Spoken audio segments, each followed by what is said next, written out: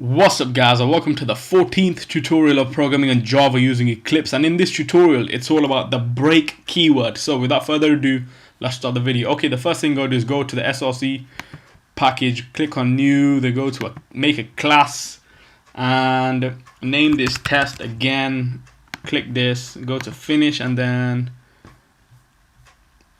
we can now start coding this. So get rid of this and now write int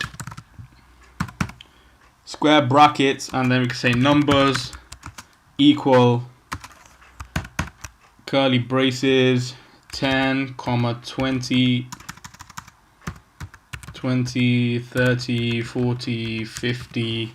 That's closed off. We can close that off again and go to the next line, and now an enhanced for statement. So we can say for, and then we can say int x colon numbers,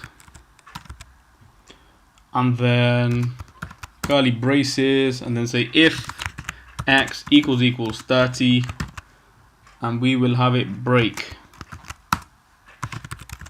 and then close that off. Go to the next line and type in system out.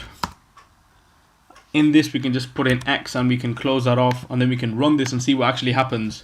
So let's execute and compile this, and there we go. So it goes from 10, 20, and once it gets to 30 it just breaks off and stops. So if we change this to 40, what will happen?